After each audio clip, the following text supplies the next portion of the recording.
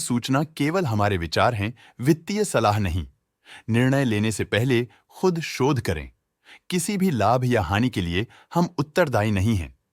आज हम देख रहे हैं एरिस लाइफ साइंसेज लिमिटेड के 2024-25 Q3 की consolidated financial performance. Starting with the sales, पिछले क्वार्टर से सेल्स में -1.5% का डिक्रीज हुआ है, मगर कंपनी ने पिछले साल के मुकाबले 49.5% का सेल्स इंक्रीज रिपोर्ट किया। Expenses 0% quarter on quarter increase हो गए हैं, जो साल भर के 53.5% के राइज के साथ अलाइन करता है। क्वार्टरली सेल्स के कंपैरिजन में एक्सपेंसेस इंक्रीज होना दिखाता है कंपनी ने एक्सपेंसेस मैनेज करने के लिए स्ट्रगल किया। कंपनी ने पूरी साल के दौरान चैलेंजेस का सामना किया। ऑपरेटिंग प्रॉफिट, जो पिछले साल के कंपैरिजन में 42.5% अप हुआ है, quarter on quarter around -4.5% decrease हुआ है। Operating profit margin OPM annual basis पे -2% से डिक्रीज हुआ है और पिछले क्वार्टर के कंपैरिजन में -1% से डिक्रीज हुआ है। एक्सेप्शनल आइटम्स को ऐड करके अदर इनकम पिछले क्वार्टर के कंपैरिजन में -38% गिर गई, बावजूद इसकी ईयरली ग्रोथ 0.5% हुई है।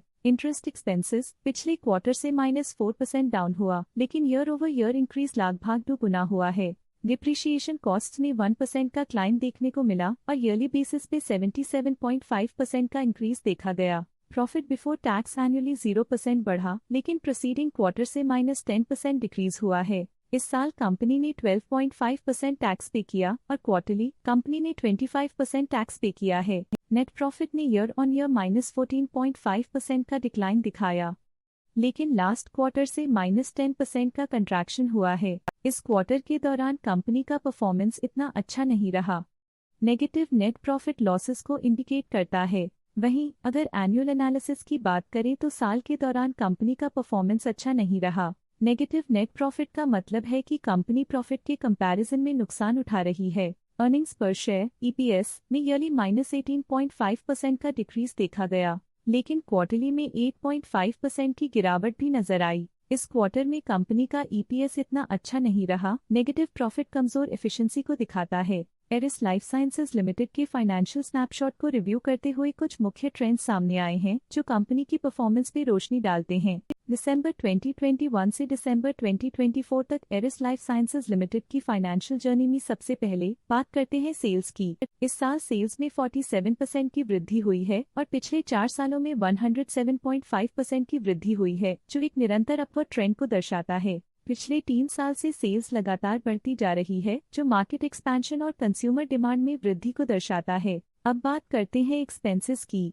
इस साल एक्सपेंसेस 69.5% बढ़े हैं और 4 सालों में लगभग 1.5 गुना का इजाफा हुआ है। इस साल हालांकि एक्सपेंसेस सेल्स से थोड़ा ज्यादा बढ़े हैं, मगर ग्रोथ रेट्स का करीब होना स्टेडी ऑपरेशनल कॉस्ट को दर्शाता है। ऑपरेटिंग प्रॉफिट का सफर स्टेडीली ऊपर चढ़ रहा है, इस साल 5% की बढ़ोतरी के साथ, और पिछले 4 सालों में 40.5% का नोटिसेबल राइज हुआ है। पिछले 3 साल से ऑपरेटिंग प्रॉफिट लगातार बढ़ रहा है, जो कॉस्ट मैनेजमेंट और ऑपरेशनल कुशलता को दर्शाता है। कठिन दौर से गुजरते हुए नेट प्रॉफिट में इस साल -7% की गिरावट आई है, जो पिछले 4 सालों में -10.5% की गिरावट के साथ चुनौती पेश करता है। पिछले 3 सालों से नेट प्रॉफिट में लगातार कमी फाइनेंशियल तनाव को हाईलाइट करता है, जो इन्वेस्टर्स के ट्रस्ट पर असर डाल सकती है। EPS के लिए रास्ता कठिन रहा है। इस साल EPS -15% डिक्रीज हुआ और पिछले 4 सालों में कुल मिलाकर -17% की गिरावट हुई है। एक इजाफे के बाद पिछले 2 सालों में EPS गिर रहा है, जो कुछ चैलेंजेस को दर्शाता है जिन्हें स्ट्रेटेजिक रिव्यू की जरूरत है। चलिए अब बात करते हैं शेयर होल्डिंग पैटर्न की। एरिस लाइफ साइंसेज की शेयर होल्डिंग रिपोर्ट्स कुछ इस प्रकार की हैं, जो दिसंबर 2024 के 31 तक चलता है। ये रिपोर्ट कंपनी के शेयर्स की डिटेल्ड जानकारी देता है, जिसमें promoters, promoter groups, foreign investors, public investors और सरकारी एंटिटीज शामिल हैं। प्रमोटर्स शेयर होल्डिंग 2024 के सितंबर में 54.87% से 2024 के दिसंबर में 54.86% तक डिक्रीज हो गया। ये डिक्रीज दिखाता है कि इस टाइम पीरियड में कंपनी पे प्रमोटर्स का कंट्रोल कमजोर हुआ है। पब्लिक द्वारा हेल्ड शेयर्स का परसेंटेज 18.48% से इंक्रीज होकर 2024 के दिसंबर में 18.73% तक का इंक्रीज से देखा गया। ये चेंजेस स्टेट है कि पब्लिक की इन्वेस्टमेंट कंपनी में क्वार्टर टू क्वार्टर इंक्रीज हुई है। जब कंपनी के शेयर्स का अधिकतम हिस्सा प्रमोटर्स, FII, DII या गवर्नमेंट के पास होता है, तब ये माना जाता है कि कंपनी मजबूत हाथों में है। जो स्थिरता और मजबूत समर्थन को दर्शाता है और इस मार्केट की स्थिरता बनी रहती है। डोमेस्टिक इंस्टीट्यूशनल इन्वेस्टर की शेयर होल्डिंग में थोड़ा डिक्रीज आया 2024 के सितंबर से 2024 के दिसंबर में, जो दिखाता है कि डोमेस्टिक इंस्टीट्यूशंस ने अपने स्टेक को -0.58 से डिक्रीज किया है। FII फॉरेन इंस्टीट्यूशनल इन्वेस्टर्स ने अपना शेयर होल्डिंग सितंबर 2024 में 8.01% से दिसंबर 2024 में 8.35% तक इंक्रीज किया। ये बताता है कि फॉरेन इंस्टीट्यूशंस ने कंपनी में अपना इंटरेस्ट 0.34% तक इंक्रीज किया है।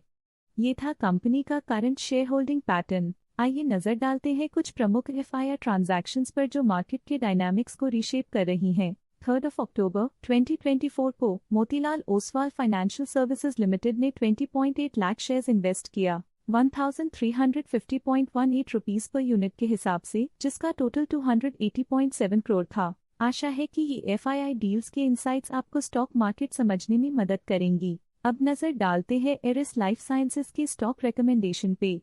इस स्टॉक का करंट प्राइस 1468.1 रुपीस चल रहा है। प्रभुदास लिल्लाधर ने स्टॉक की बाय रिकमेंडेशन दी थी। उन्होंने स्टॉक का टारगेट प्राइस 1450 का अनुमान लगाया था। रिकमेंडेशन के समय स्टॉक का प्राइस 1231.55 चल रहा था, जो करंट प्राइस से 4.3% डाउन है। मोतीलाल ओसवाल ने स्टॉक की होल्ड रिकमेंडेशन दी थी।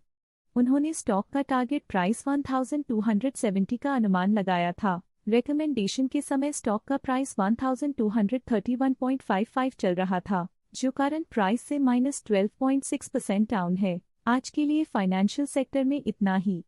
देखने के लिए धन्यवाद। स्टॉक लेटेस्ट न्यूज अपडेट के लिए चैनल को सब्सक्राइब करें और वीडियो को लाइक एंड शेयर करें।